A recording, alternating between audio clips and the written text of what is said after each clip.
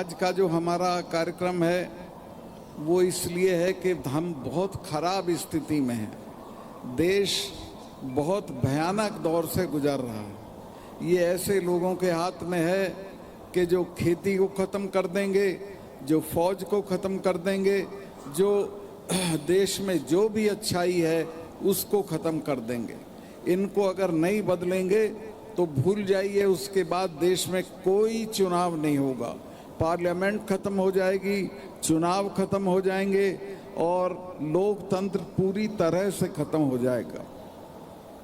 मैं इसको भोगे हुए हूँ। मैं जब कश्मीर में गवर्नर था तो वहाँ एक घटना हुई थी जो आप जानते होंगे, पुलवामा। उसमें हमारे 40 जवान शहीद हो गए थे। मैंने ये इनको ढूंढवाया, ये थे नहीं, गए हुए थे नेशनल कॉर्बेट पार्क में। शाम को मैंने इनको बताया कि साहब इस तरह से हमारे जवान मारे गए हैं और उसमें हमारी भी गलती रही है। तो इन्होंने मुझे कहा नहीं चुप रहो, इस पर कुछ मत बोलो। मैं समझा शायद ये इसकी कुछ जांच करेंगे। और गलती ये रही थी कि उन्होंने, जवानों ने या सीआरपी ने 5 हवाई जहाज़ मांगे थे एक दिन के लिए। उससे वो आ जाते तो वो कारवां नहीं जाता और उनकी शहादत नहीं होती। 4 महीने तक उनकी एप्लीकेशन होम मिनिस्ट्री में पड़ी रही और आखिरकार उसको खारिज कर दिया। वो खारिज नहीं होती तो एक भी जवान की जान नहीं जाती। तो इन्होंने मुझे कहा नहीं चुप रहिए। इसके बाद 2 घंटे बाद मुझे national security adviser Ajit Doval का फ़ोन आया। वो मेरे साथ पढ़ते थे। उन्होंने कहा कि मलिक साहब आप इस पे चुप रहिए, आप सुना कहीं बोल दिए हैं किसी चैनल को कि हमारी भी गलती रही है, इस पे बिल्कुल चुप हो जाइए। तो मैं समझा कि कोई जांच करेंगे, लेकिन मुझे इस बात का अफसोस है कि आज तक पुलवामा कांड की कोई जांच नहीं हुई। उसका कौन जिम्मेवार था ये आज तक देश को पता नहीं चला है।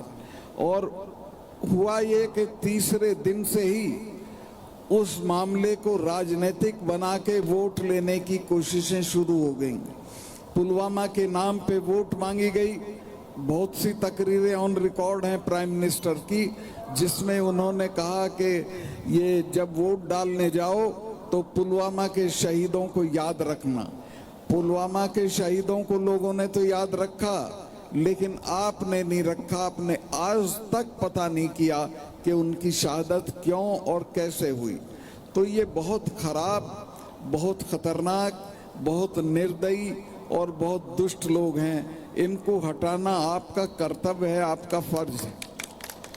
एक बात मैं ये और कहना चाहता हूँ कि पुलवामा के अलावा जो भी जितने भी मामले इस देश में हैं, सबसे बड़ा है तो ये है कि मैं अभी गोदारा साहब ने मुझे याद दिला दिया।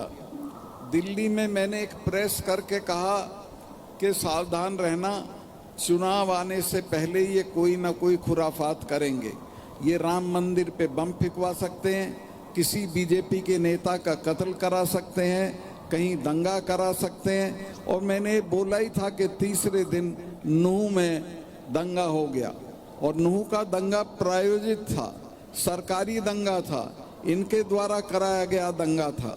नूह के लोग, मेव लोग बिल्कुल कम्युनल नहीं हैं। और जैसा मौलवी साहब ने बताया कि भारत का इतिहास भरा पड़ा है उन घटनाओं से जिनसे साबित होता है कि मेव लोग आपके साथ मिल के रहने के आदी हैं।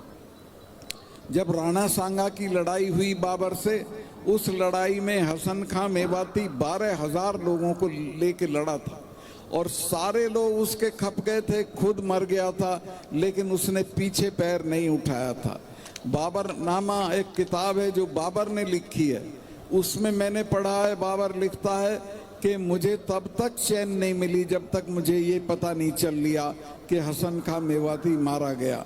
तो उनने शहादत दी, लेकिन राणा सांगा के साथ खड़े रह के दी। फिर अभी जब ये नूह का दंगा हुआ तो ये दंगे वाली जो ताकतें हैं, इन्होंने कोशिश की कि ये किसानों को और ख़ास तौर के जाटों को भड़काएं। तो वहाँ अच्छी बात ये थी कि हमारे जो खाप के चौधरी थे उन्हें मालूम था कि इतिहास क्या है। इतिहास ये था कि जब चौधरी छोटू राम ने पंजाब में हुकूमत बनाई सर सिकंदर हयात खां के साथ मिलके, तो ये लोग छोटू राम को छोटू खां बोलते थे और उसको कहते थे कि ये हिंदू ही नहीं है।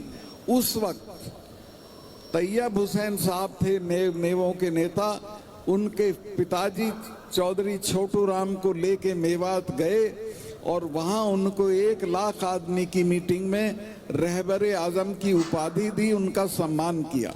तो हमारे लोगों ने कहा कि भाई नहीं, हमारा इनके साथ भाईचारा है, हम इनसे बिल्कुल नहीं लड़ेंगे। वरना इनकी साजिश ये थी कि अगर दंगा फैलता तो आगरा, मथुरा, भरतपुर, अलीगढ़, जयपुर सब तरफ दंगा फैलता।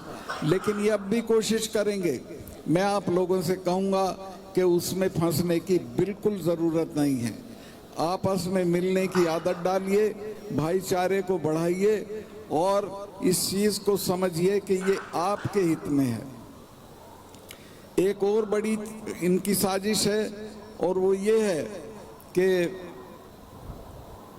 ये जितना हिंदू मुस्लिम, जब भी कोई बात होगी तो ये हिंदू मुस्लिम करेंगे, उसमें मत पड़ना, कभी भी मत पड़ना। इसके अलावा किसी भी तरह आपको भड़काएंगे, उकसाएंगे, किसी तरह का झंझट करेंगे, उसमें पड़ने की ज़रूरत नहीं है। ये इनका इरादा है कि खेती को ख़त्म कर दें। ये जो 4 कानून थे, 3 कानून ये खेती को ख़त्म करने के लिए थे। फिर इनका इरादा है फ़ौज को ख़त्म कर दें। फ़ौज में अब ये अग्निवीर ले आए हैं। मुझे ये बताएं कि कौन बच्चा 4 साल के लिए अपनी जान हथेली पे लेके फ़ौज में भर्ती होगा? कोई नहीं होगा और नतीजा होगा कि हमारी फ़ौज नाकारा हो जाएगी। मैं जब ये 3 कानून इन्होंने लागू किए और हिंदुस्तान के किसान, शानदार किसान कहूँगा, 1 साल तक हमारे बॉर्डर पे पड़े रहे, एक चिड़िया पे कंकड़ नहीं मारी, कोई वायलेंस नहीं हुई, लेकिन उनकी कोई सुनवाई नहीं हो रही थी। मैं उस वक्त गवर्नर था। मैंने 10 दिन तक विचार किया कि मुझे बोलना चाहिए कि नहीं बोलना चाहिए। तो अल्टीमेटली आखिरकार मैंने तय किया कि नहीं, ये तो गलत हो रहा है, और मैं अपना इस्तीफ़ा जेब में रख के नरेंद्र मोदी से मिलने चला गया। और मैंने उनको जाके कहा कि साहब ये 4 महीने से पड़े हैं, इनमें काफ़ी लोग मर गए हैं, आप कुतिया मरती है तो उसका भी कंडोलेंस करते हैं, इनके लिए आप कुछ नहीं बोले हैं, इनसे बातचीत करिए। तो उन्होंने कहा कुछ नहीं सत्ताल भाई, चले जाएंगे। अब मुझे बहुत बुरा लगा इस बात से, मैं गुस्से में था। मैंने कहा कि साहब आप इनको जानते नहीं हैं, ये तब जाएंगे जब आप चले जाओगे। इनमें जो सिख हैं, इनके तो गुरु महाराज ने अपने 4 साहबजादे मरवा दिए थे, समझौता नहीं किया था। और ये हमारे वाले तो 6ठे महीने लाल किले पे चढ़े रहते हैं, चाहे आगरा पे या दिल्ली पे। इनसे लड़ा नहीं जाता, इनसे बातचीत करके सलटाया जाता है। कोई बातचीत करके इसको सुलझाइए। खैर, उस वक्त वो बहुत घमंड में थे, लेकिन 2 महीने बाद फिर माफ़ी मांग के वो कानून वापस लिए और अब तो पटका बांध के गुरुद्वारे भी जाने लगे हैं। वो एक फिर उसका है, कुमार बाराबंकी का एक शेर है कि कयामत यकीनन करीब आ गई है, खुमार अब तो मस्जिद में जाने लगे हैं। तो नरेंद्र मोदी गुरुद्वारे जा रहे हैं, क्यों जा रहे हैं? सिखों के डर से जा रहे हैं। मैंने बताया कि ये 300 साल नहीं भूलते हैं और ये बदला लेके रहते हैं। और उसकी मिसाल ये है कि मिसेस गांधी ने जब ये कराया ब्लू स्टार, उसके बाद 1 महीने तक अपने फार्म पे महामृत्युंजय का पाठ कराया। अरुण नेहरू उनके भतीजे थे, मेरे दोस्त थे। उन्होंने पूछा, बुआ आप तो ये नहीं मानती थी, आप ये क्यों करा रही हैं? तो मिसेस गांधी ने कहा कि तुम जानते नहीं हो, इनके स्वर्ण मंदिर को जिसने छुआ वो आज जिंदा नहीं है, ये मुझे मारेंगे। मिसेस गांधी को ये इल्हाम था कि मैं इनके हाथों मारी जाऊंगी और अल्टीमेटली वो मारी गई। जनरल वैद्य मारे गए, जिन्होंने सिखों की धार्मिक भावनाओं को आहत किया था वो सारे लोग मारे गए। तो इनकी फिर समझ में आ गया और अब ये पटका बांध के गुरुद्वारों में बड़े जोश के साथ जाते हैं। खैर भगवान करे ऐसे ही जाते रहें, चूँकि मैं तो ये चाहता हूँ कि इनकी सलामती हो, लंबे वक्त तक जिएं।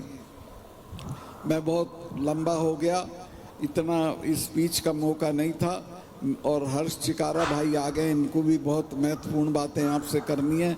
मैं आपसे यही कहूँगा कि कोई हिंदू मुस्लिम में पढ़ने की ज़रूरत नहीं है, किसी फिरका परस्ती में पढ़ने की ज़रूरत नहीं है, और हिंदुस्तान का पूरा इतिहास हिंदू मुसलमान की यकजहती और एकता का है। मौलवी साहब ने आपको बताया, हल्दी घाटी में राणा प्रताप की तरफ से जो सेनापति था उसका नाम था हाकिम खां सूर, जो पठान था और नाम हाकिम खां था।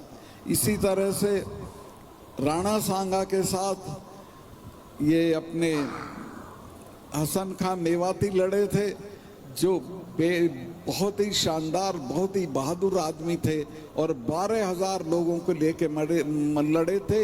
एक भी आदमी वापस अपने घर नहीं गया था। तो इतनी एकता आपस में रही है। और अभी भी हमारे यहाँ, तो मैं जहाँ से आता हूँ मेरठ, मुजफ्फरनगर, वहाँ तो गांव, पूरे गांव में 30% 40% मुसलमान भाई हैं।